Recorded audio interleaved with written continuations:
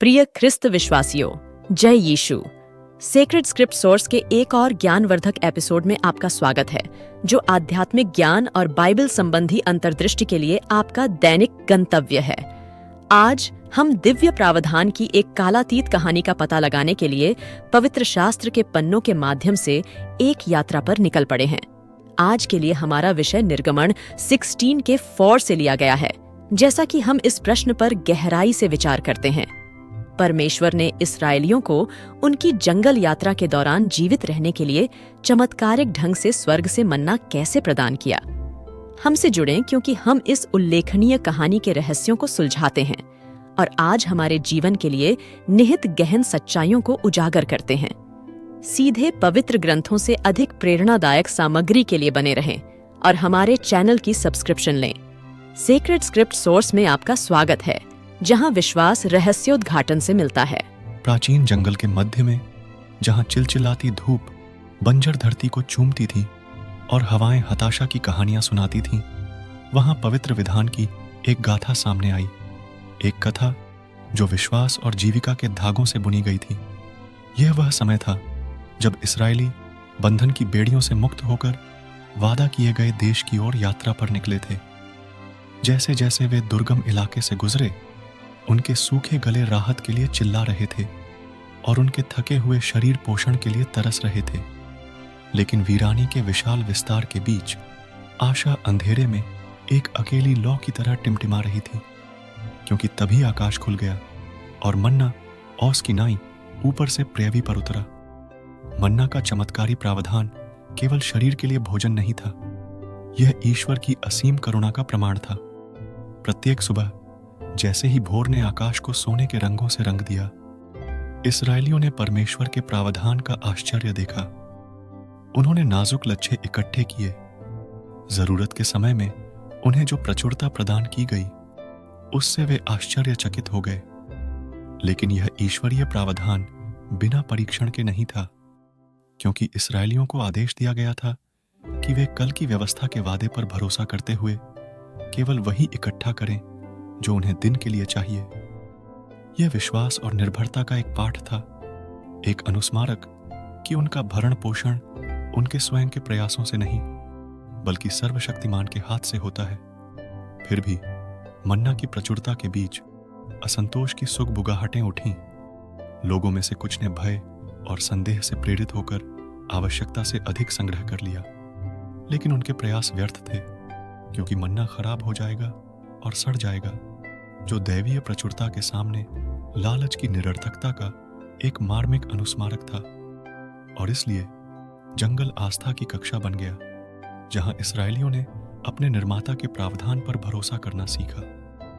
प्रत्येक दिन नई चुनौतियां और नए रहस्योद्घाटन लेकर आया, क्योंकि वे दूध और शहद से बहने वाली भूमि के और भी करीब पहुंच गए।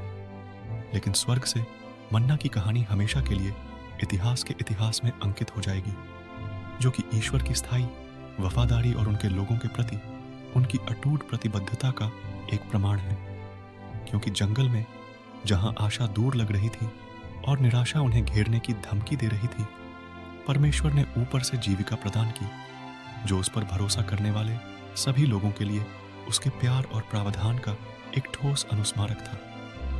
जैसे जैसे दिन सप्ताहों में और सप्ताह महीनों में बदलते गए, जंगल में इस्राएलियों की यात्रा निर्बाध रूप से जारी रही। रेगिस्तान में जीवन की लय परिचित हो गई। सुबह सुबह मन्ना इकट्ठा करने की रस्म कृतज्ञता की बड़बड़ाहट, प्रशंसा की गूंज के साथ मिल गई। फिर भी प्रावधान के दैनिक चमत्कार के बीच भी कुछ लोगों के दिलों में संदेह बना हुआ है। असंतोष की फुसफुसाहटें जंगल की आग की तरह फैलने लगीं, जो क्षितिज पर नाचती अनिश्चितता की छाया से भड़क उठीं। क्या बस इतना ही है? उन्हें आश्चर्य हुआ।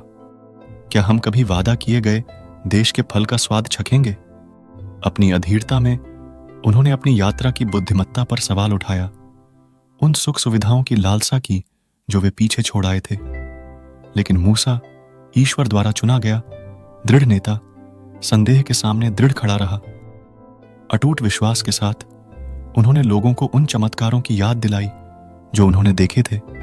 लाल सागर का विभाजन, दिन में बादल का खंभा और रात में आग, और सबसे बढ़कर स्वर्ग से मन्ना का दैनिक प्रावधान। परमेश्वर पर भरोसा रखें, उन्होंने उनसे आग्रह किया, क्योंकि जो हमें यहां तक ले आया है वह हमें निश्चय हमारी मंजिल तक पहुंचाएगा।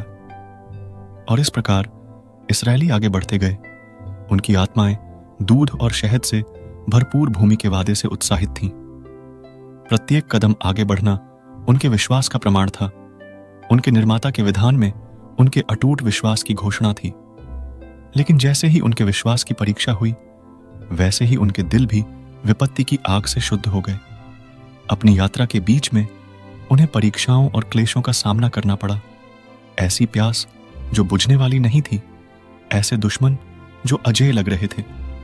फिर भी इस सब के दौरान वे उस आशा से चिपके रहे जिसने उन्हें कायम रखा, भविष्य का वादा पूरा किया। और फिर एक पावन दिन, जब इस्राएली वादा किए गए देश की ढलान पर खड़े थे, उन्होंने एक ऐसा दृश्य देखा जिसने उनकी सांसें रोक दी। फिर आकाश ने ऊपर से मन्ना न बरसाया, क्योंकि उनके सामने की भूमि में बहुतायत से मन्ना बहती थी। फलों से भरे बगीचे, अनाज से पके खेत, वादा किए गए देश का हर कोना अपने परमेश्वर की वफादारी की गवाही देता है। अपने चेहरों से खुशी के आंसू बहाते हुए इस्राएली अपनी विरासत में चले गए। उनके दिल उस यात्रा के लिए कृतज्ञता से भर गए जिसने उन्हें इस क्षण तक पहुंचाया था।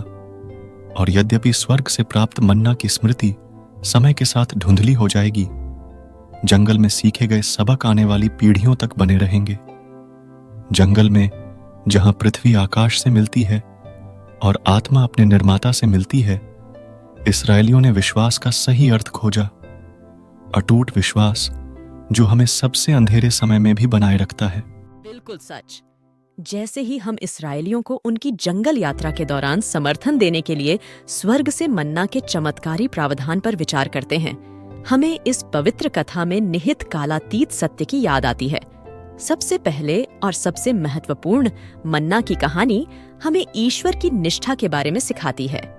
जिस तरह उसने जंगल में इस्राएलियों की जरूरतें पूरी की, उसी तरह वह हमारी जरूरत के समय में हमारी भी जरूरतें पूरी करता है।